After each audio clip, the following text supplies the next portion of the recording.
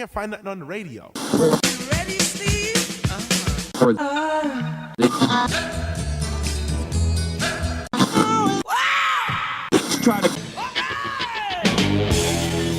Welcome to Songology. He's Bruce.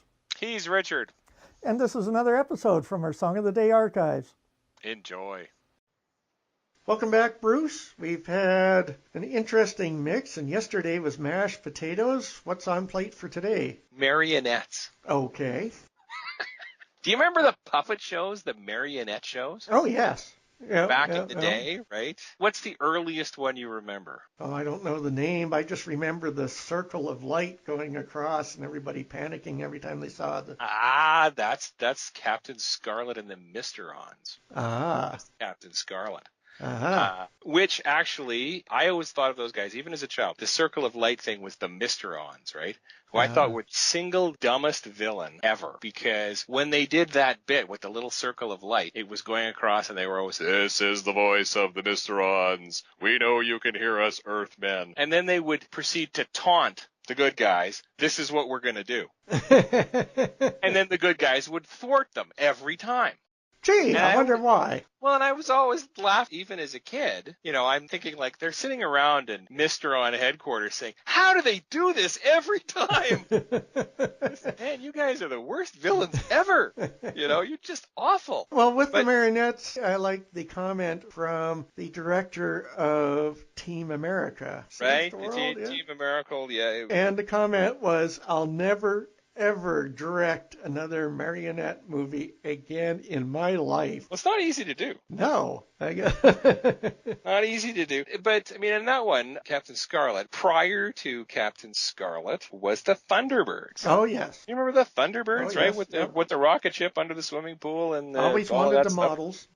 Yes. Never had one, but wanted the models. Thunderbirds are go. Yes. And before that were things like Fireball XL5. You remember that one? No, I don't. Square-jawed hero Steve Zodiac, who was, and they had the dumbest rocket launch method ever invented because the thing was on kind of like a railroad track that then went up the side of a mountain. And okay, that's fine, except that the undercarriage, the bit with the wheels, just sort of goes flying off the edge of the mountain. And I always wondered, you know, again, I'm a little kid, I'm looking at this thing, thinking, where does that go? On the other side of the mountain, there's a big junkyard full of... Well, yes.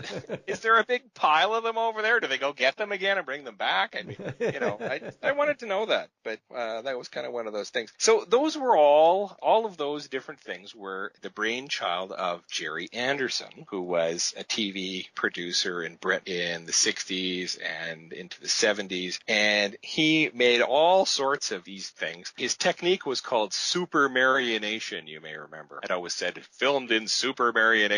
And actually what that was the fact that he had solenoids inside the heads of the marionettes. And so they would record the dialogue in advance. The actors would come in and do the voices. And then they would just play the tape, and responding to the magnetic signals on the tape, the solenoids would go and move the puppet's mouth. Oh. And so you didn't have to do any of that, any of the exotic puppetry to get the stuff to match up. You just did it. And the puppet talked sort of by itself, which I think was probably fairly creepy. Yeah. Many people found those old marionette shows kind of creepy. But the reason why, I do have a point to all this. Okay, good. So bear with me. The reason why is after Captain Scarlet and the Mysterons came a science fiction television series called Joe 90. And it showed up in about 69, 1968, 69. And it was about this boy who was given by his father some sort of device that you could duplicate expert knowledge. And so he could become an astrophysicist one episode, or he could become a martial arts expert, or he could become a helicopter pilot, or he could become a train engineer, or he could become a surgeon, or whatever. And so every week he would have an adventure because he was hooked up. He was sort of like a little kid James Bond kind of thing. Yeah. So Joe 90. Now, there was, at that time, a musician in Britain by the name of David Jackson. He was from Staffordshire in England, and he grew up loving music, particularly convinced his parents parents to get a piano, which they sort of crammed into the front hall of their house because they didn't have any room for it. He was always playing that, started bands a lot. And when he started to perform and get out and about in public was right around the time when this marionette show, Joe 90, was on TV in Britain. And everybody thought that David Jackson looked like this Joe 90. And so they started calling him Joe. And he adopted that as a stage name. Hence, we have Joe Jackson, who was very popular in the 80s and is still around even now making music, but was extremely popular in the 1980s. Started out sort of lumped in with the sort of the post-punk and the new wave people. It was a little harder edged rock and roll, but what Joe Jackson really has a love for is old big band music and swing music and these sorts of things. And so he's incorporated a lot of those themes in particularly his mid-career and later career work. And he started really doing this right around the time when, actually, unfortunately for him, his marriage was breaking up.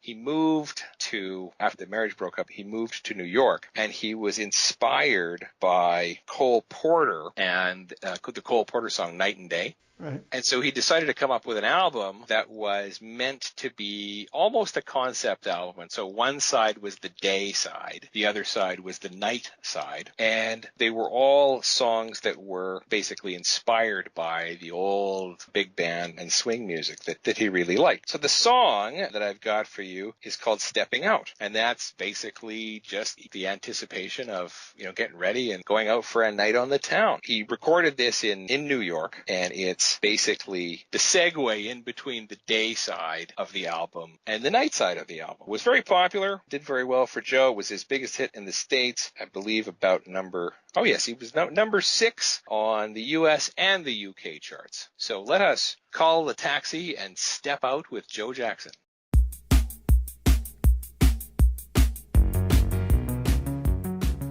And as usual, we have to cut it right there while we work out the fair use rules on YouTube. These episodes first aired in 2014 as the Song of the Day segment on my morning show on 977 FM, Creston Valley's community radio station. If you haven't already done so, please subscribe and don't forget to share this with your friends.